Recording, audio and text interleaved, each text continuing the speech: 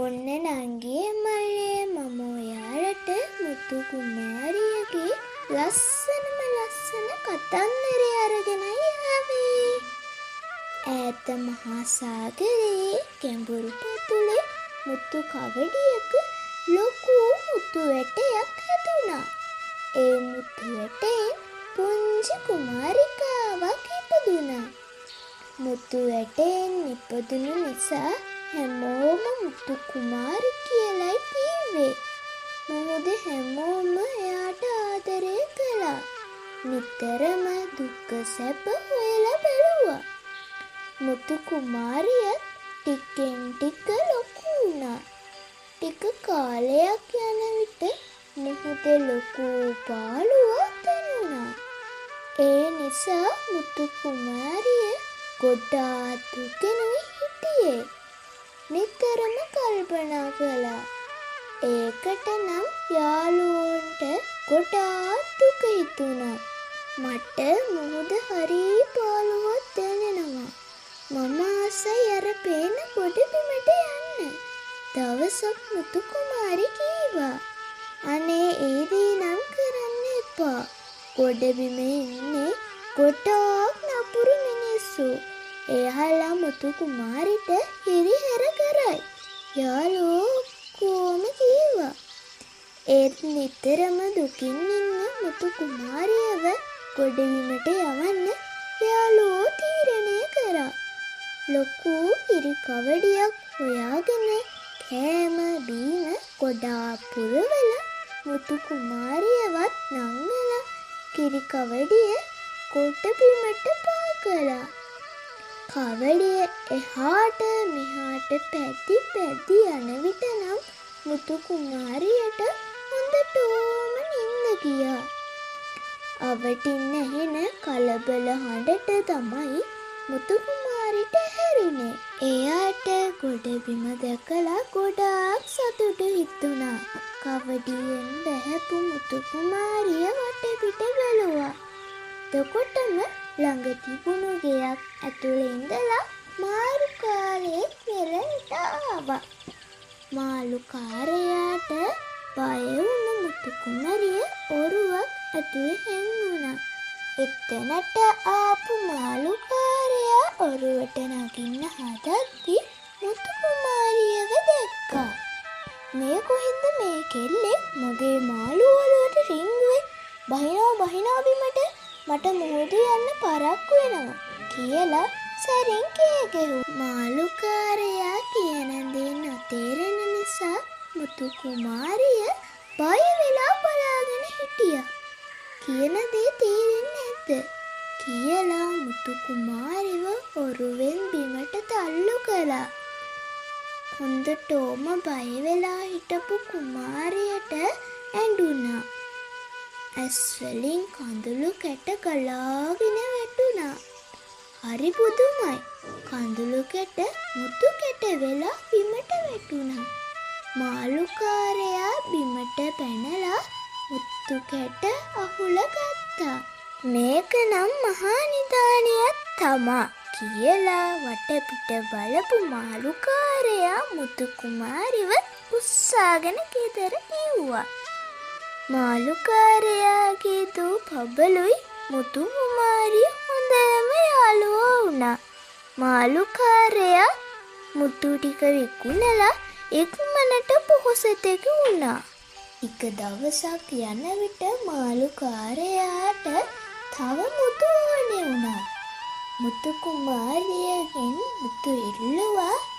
ඒ සතුටින් හිටපු මුතු කුමාරියගෙන් මුතු ලැබුණේ නැහැ. ඒ නිසා ගොඩක් තරහ ගිය මාළුකාරයා මුතු ගන්න සැටි කල්පනා කළා. කාමරයක දාලා හිර කළා. කෑම නොදී හිටියා. බඩගින්නේ හොඳටම අඬද්දී මුතු ආයෙම ලැබුණා. ඒත් පබළුට නම් මුතු කුමාරිය ගැන හරිම දුකයි. එයා තාත්තට හොරෙන් කෑම ගෙනවිත් දුන්නා. ඒක දැනගත්තු විට කාටත් යන්න බැරි තැනක හිර කළා. එතකොටත් පබලු පුංචි මුහුදු ලිහිණයක් අත්තේ කෑම යැව්වා. ටික දවසකින් මාළුකාරයාට ඒකත් අහු වුණා. ඊට පස්සේ කවුළුවත් වහලා දැමුවා. අනේ පුංචි මුතු කුමාරිය හොඳටම බඩගිනි වෙලා ඇඬුවා. එතකොට නම් මුතු ලැබුණා. ඔහොම ටික කාලයක් යන විට මේ රහස ගමේ මිනිස්සු දැනගත්තා. කටින් කට ගිහින් රටේ රජතුමාටත් ආරංචි වුණා. රජතුමාත් මුතු කුමාරිව ලබාගෙන ලොකු පොහොසතකු වෙන්න හිතුවා. දවසක් මාළුකාරයා කැඳවලා මුතු කුමාරිව බාර දෙන්න පණ කළා. අනේ රජතුමනි, අපේ ගෙදර එහෙම කෙනෙක් නෑ. මගේ දුව විතරයි ඉන්නේ කීවා. ඒත් ඒ ගැන සැකහිතුණු රජතුමා රාජපුරුෂයන් ලව ගෙදර සෝදිසි කළා. ඒත් මුතු කුමාරිව නම් හම්බුනේ නෑ. පසුව රජතුමා මාළුකාරයාගේ ගෙදරට ගියා. ගෙදර හැම තැනම බැලුවා. රජතුමාටත් හොයාගන්න බැරි වුණා. එතකොට මේ කවුද කියලා පබලු පෙන්නලා ඇහුවා. මේ මගේ දුව පබලු කීවා. එතකොට අර කවුද?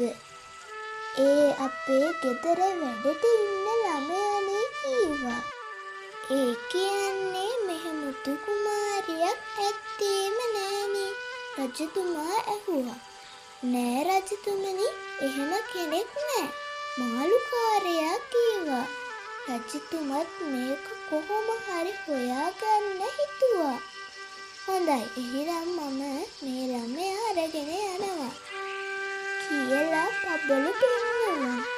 ඒකට බය වුණු පබලු අඬන්න පටන් ගත්තා. පබලු අඬනකොට මුතු කුමාරිට හොඳටම ඇඬුණා. වලින් මුතු කැට වැටෙනකොට අහස හැමෝටම තේරුණා.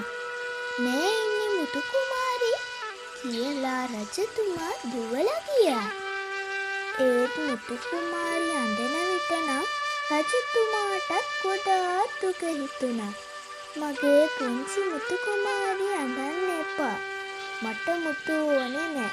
මං ඔයාව මාලිගාවට එක්කගෙන යන්නම් කීවා. මම ආයේ කවදාවත් අඬන්න ඉඩ දෙන්නේ නෑ කියලා හිසත ගෑවා. මුතු කුමාරියත් ඉතින් සතුටින් hina වුණා.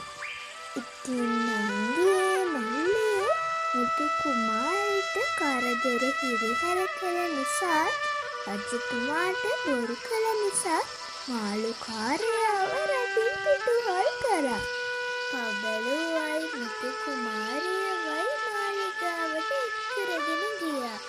ඊට පස්සේ රජතුමාගේ විසරගේ ආදරේ ලැබෙමින් සතුටින් හිටියා.